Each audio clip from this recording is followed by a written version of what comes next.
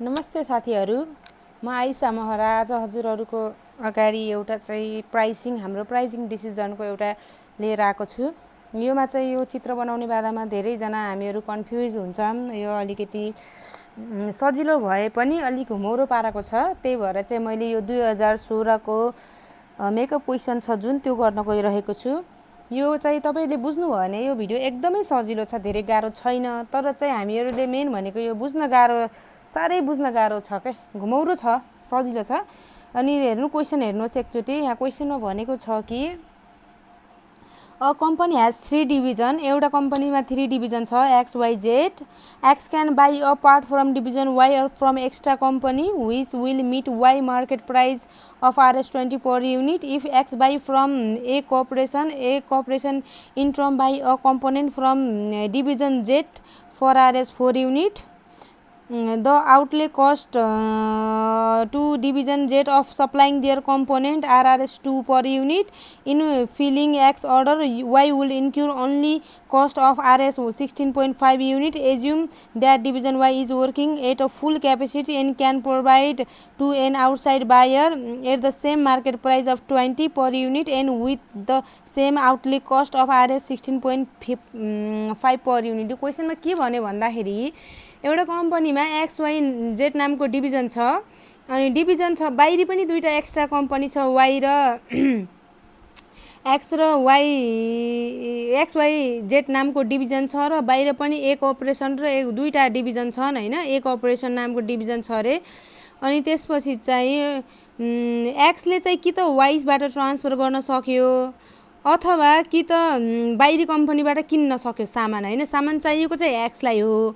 X ले कि त आफ्नै डिभिजनको Y बाट ट्रान्सफर गर्न सक्यो कि त बाहिरी कम्पनीबाट किन्न सक्यो। Y को मार्केट प्राइस भनेको हाम्रो 20 रुपैयाँ छ रे हैन। अनि त्यसपछि चाहिँ बाहिरी कम्पनीको पनि Y बराबरकै मार्केट प्राइस छ रे भनेपछि बाहिरी कम्पनीको मार्केट प्राइस 20 रुपैयाँ छ। यदि X ले चाहिँ Y बाट सामान यदि X ले चाहिँ एक अपरेसन मतलब बाहिरी कम्पनीबाट सामान किनिन्छ भने फेरि बाहिरी कम्पनीले पनि हाम्रै कम्पनीको एउटा Z डिपार्टमेन्टबाट सामान किनिन्छ रे 4 रुपैयाँ पर युनिटमा। र Z डिपार्टमेन्टको चाहिँ भेरिएबल कस्ट फेरि कति छ 2 रुपैयाँ छ रे हैन। अनि त्यसपछि X को अर्डर फिल गर्दा चाहिँ Y ले चाहिँ 16.5 रुपैयाँ मात्रै कस्ट लगाउँछ रे ट्रान्सफर गर्दाखेरि। आफ्नै डिपार्टमेन्टमा ट्रान्सफर गर्दा बाहिर बेच्यो भने 20 रुपैयाँ, तर आफ्नै डिपार्टमेन्टमा ट्रान्सफर गर्दा 16.5 रुपैयाँ हाम्रो कस्ट लगाउँछ रे हैन। Y फुल क्यापेसिटीमा काम गरिरहेको छ। अनि उसले चाहिँ यदि आफ्नो डिपार्टमेन्टलाई ट्रान्सफर गर्यो भने चाहिँ अरू डिपार्टमेन्ट मतलब बाहिरी उसले बेच्न सक्ने क्षमता छैन रे। अब हेर्नुस्, यसरी क्वेसन भन्दा पनि हजुरलाई चाहिँ मैले यसरी चाहिँ यो चित्रमा बनाएर देखाउँछु। What alternative would be the best for company as a whole for buying or company A or division Y buying from company A or division Y so the supporting भनेको चाहिँ के गर्दा बाइ गर्दाखेरि ठिक होला कि बाहिरबाट आफ्नै कम्पनीबाट ट्रान्सफर गर्दा ठिक होला भनेर क्वेसनमा सोध्यो। हेर्नुस्, अब म भन्छु। एउटा डिभिजन छ हैन। हेर्नु, XYZ नामको डिभिजन छ। जहिले पनि हामीले यो चित्र बनाउँदाखेरि जसलाई सामान चाहिएको हो त्यसलाई बीचमा राख्ने, जसबाट सामान ट्रान्सफर गर्ने हो जुन डिपार्टमेन्टबाट त्यसलाई माथि राख्ने, अनि अर्कोलाई चाहिँ तल राख्ने हैन। सामान चाहिएको छ X लाई। X ले यो सामान कि त Y बाट ट्रान्सफर गर्न सक्यो कि त ए कम्पनीबाट किन्न सक्यो। यदि यसले ए कम्पनीबाट सामान किन्छ भने ए कम्पनीबाट यदि X ले सामान किन्छ भने ए कम्पनीले पनि खुसी भएर Z को सामान किनिदिन्छ। Z को सामान किनिदिन्छ। र यदि Y बाट ट्रान्सफर गर्छ भने यदि X ले Y बाट ट्रान्सफर गर्छ तर ए कम्पनीबाट सामान किन्दैन भने ए कम्पनीले पनि Z बाट सामान किन्दैन। त्यही भएर यदि X ले सामान किनेको कन्डिसनमा मात्रै ए कम्पनीले Z बाट सामान किनिदिन्छ। Z को चाहिँ सेलिङ प्राइस पर युनिट 4 रुपैयाँ छ। भेरिएबल कस्ट चाहिँ 2 रुपैयाँ छ। कन्ट्रिब्युसन मार्जिन 2 रुपैयाँ फाइदा हुने भयो Z लाई। अनि त्यसपछि चाहिँ Y पनि फुल क्यापेसिटीमा छ रे हैन। कि त यसले X लाई मात्र ट्रान्सफर गर्न सक्छ Y ले, कि त बाहिर बेच्न सक्छ। दुईटामा एउटा मात्रै गर्न सक्छ हैन। यदि वाइले एक्सलाई ट्रान्सफर गर्छ भने चाहिँ 16.5 आफ्नो जुन भेरिएबल कस्ट जुन छ कस्ट छ त्यसैमा मात्र ट्रान्सफर गर्छ फाइदा नखाएर। यदि बाहिर बेच्छ भने चाहिँ 20 रुपियाँमा बेच्ने भयो हैन। अनि 20 रुपियाँमा बेच्ने भयो। अनि हेर्नुस् यो क्वेसन कसरी घुमायो भने यदि एक्सले एबाट सामान किनिन्छ भने एबाट सामान किनिन्छ भने एले पनि जेडबाट सामान किनिन्छ हैन। जेडबाट सामान किनिँदा हामीलाई 2 रुपियाँ फाइदा भयो। अनि यसको पनि सामान बस्ने भयो किनभने यहाँबाट किनिसकेपछि वाइलाई चाहिँ यसको वाइको के अरे एक्सलाई चाहिँ वाइको सामान चाहिँदैन। एबाट सामान किनिसकेपछि चाहिँ एक्सलाई वाइले ट्रान्सफर गर्नुपर्ने जरुरत छैन। त्यही भएर यसको सामान बचेको हुनाले यसले फेरि बाहिर बेच्न सक्यो। बाहिर बेच्दा चाहिँ सेलिङ प्राइस चाहिँ 20 रुपियाँ हो। कस्ट चाहिँ हाम्रो 16.5 रुपियाँ लागेको छ। 3.5 चाहिँ हामीलाई कन्ट्रिब्युसन मार्जिन 3 रुपियाँ फाइदा हुन्छ। अब हेर्नुस् के भन्यो। यदि एक्सले किन्दाखेरि चाहिँ एबाट किन्यो भने चाहिँ यसमा पनि 2 रुपियाँ फाइदा भयो। जेडलाई पनि 2 रुपियाँ फाइदा भयो। वाइलाई पनि 3.5 फाइदा भयो हैन। तर यदि वाइबाट ट्रान्सफर गर्छ भने चाहिँ यो पनि घाटा लाग्यो, यो पनि पैसा आउने भएन, अनि यो पनि पैसा जाने भयो के। अब हामीलाई स्टेटमेन्ट अफ क्यास फ्लो फुल क्यापेसिटीमा देखाउनु पर्यो। हेर्नु यस्तो यो मोबाइल चाहिँ एकदम धमिलो धमिलो आइरहा।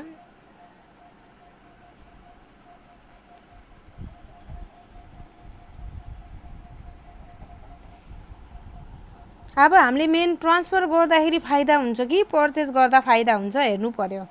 अब हेर्नुस् आउटफ्लो अफ क्यास फ्लो कति भयो क्यास आउटफ्लो अफ क्यास हेर्नुस्। ट्रान्सफरमा हाम्रो ट्रान्सफर गर्यो भने हामीलाई 16.5 मात्र लाग्ने भयो। पर्चेज गर्यो भने हामीलाई 20 रुपियाँ लाग्ने भयो किनभने यो 20 रुपियाँ यसको मार्केट प्राइस भनेको 20 रुपियाँ हो। त्यही भएर 20 रुपियाँ लाग्ने भयो पर्चेज गर्दा हैन। इनफ्लो अफ क्यास क्यास कति आउँछ त क्यास हेर्नुस्। कन्ट्रिब्युसन मार्जिन पर युनिट ट्रान्सफरमा चाहिँ आएन किनभने ट्रान्सफर गर्यो भने यसले यहाँबाट वाइबाट एक्सले ट्रान्सफर गर्यो भने वाइले यहाँ पनि सामान दिन पाउँदैन। त्यही भएर यो कन्ट्रिब्युसन मार्जिन नआउने भयो। अनि यदि वाइबाट ट्रान्सफर गर्छ भने एले पनि सामान किन्दिन्न। एले सामान नकिन्दिने हुँदा यसको पनि कन्ट्रिब्युसन मार्जिन लस भयो। त्यही भएर ट्रान्सफरमा केही नै भएन। अनि त्यसपछि पर्चेज गर्दाखेरि चाहिँ कन्ट्रिब्युसन मार्जिन अफ जेड 2 रुपियाँ भयो। अनि वाइको पनि कन्ट्रिब्युसन मार्जिन अफ वाइ पनि यदि ट्रान्सफर गर्छ भने 1 रुपियाँ पनि हुने भएन। यदि पर्चेज गर्छ भने 3.5 हुने भयो। 20 रुपियाँ खर्च लाग्यो अनि त्यसपछि चाहिँ 5 रुपियाँ 5.5 5.5 आरएस चाहिँ फाइदा आछ भनेपछि 20 मा चाहिँ 5.5 घटाउँदाखेरि 14.5 हुने भयो हैन। यो भनेको एक्चुअल कस्ट 14.5 हुने भयो पर्चेजमा। तर चाहिँ हाम्रो चाहिँ ट्रान्सफर गर्दा चाहिँ 16.5 हुने भयो। त्यही भएर हामीलाई पर्चेज गर्दा यहाँ फाइदा हुन्छ ट्रान्सफर गर्नुभन्दा। अनि ट्रान्सफर प्राइस हामीले चाहिँ कति गर्दा ठिक होला त 16.5 गर्दाखेरि त समग्र कम्पनीलाई घाटा लाग्यो किनभने 16.5 गर्दाखेरि पर्चेज गर्दा 14.5 मा हुन्छ तर यहाँ चाहिँ 16.5 लाग्यो हैन। अनि त्यसपछि कति फिक्स गर्दाखेरि चाहिँ कति चाहिँ ट्रान्सफर प्राइस राख्दाखेरि चाहिँ कम्पनीलाई फाइदा हुन्छ भनेर चाहिँ हामीले ट्रान्सफर प्राइस निकाल्ने हो हैन। आउटले कस्ट भनेको 16.5 भइहाल्यो। अनि अपर्च्युनिटी कस्ट के हामीलाई अपर्च्युनिटी कस्ट कति हेर्नुस्। अपर्च्युनिटी कस्ट हामीलाई के हो 2 रुपियाँ यहाँ यता अनि 3.5 अपर्च्युनिटी कस्ट भनेको हामीले पैसा आउन सक्ने तर चाहिँ केही कारणले नआएको। ट्रान्सफर गर्यो भने त हाम्रो यो 2 रुपियाँ र यो 3 रुपियाँ 5 पैसा आउने भयो 3.5 आउने भएन नि त हैन। यति हामीलाई फाइदा हुने भएन। त्यही भएर यो अपर्च्युनिटी कस्ट भयो। 2 + 3.5 गर्दाखेरि चाहिँ टोटल हामीले 22 रुपियाँ राख्यो भने चाहिँ ट्रान्सफर प्राइस 22 रुपियाँ राख्यो भने चाहिँ कम्पनीलाई फाइदा हुन्छ हैन। कम्पनीलाई फाइदा 22 रुपियाँ राख्यो भने हुन्छ। अनि पर्चेज गर्दा चाहिँ 20 रुपियाँ लाग्यो। ट्रान्सफर गर्दा चाहिँ 22 रुपियाँ लागेछ भने चाहिँ हामीलाई पर्चेजै गर्दा फाइदा हुने भयो। अनि एक्स्ट्रा क्यापेसिटी हेर्नुस् statement of cash flow extra यदि वाइसँग एक्स्ट्रा क्यापेसिटी छ र यसले चाहिँ दुईटैतिर सप्लाई वाइलाई पनि एक्सलाई पनि दिन सक्छ र चाहिँ बाहिर यो कम्पनीलाई पनि दिन सक्छ भनेपछि दुईटैतिर दिन सक्छ एक्स्ट्रा क्यापेसिटी छ भने चाहिँ हाम्रो के हुन्छ हेर्नुस्। अब पार्टिकुलर ट्रान्सफर यो भनेको transfer from Y purchase from a company है। हेर्नुस् क्यास फ्लो कति छ 16.5 20 रुपियाँ।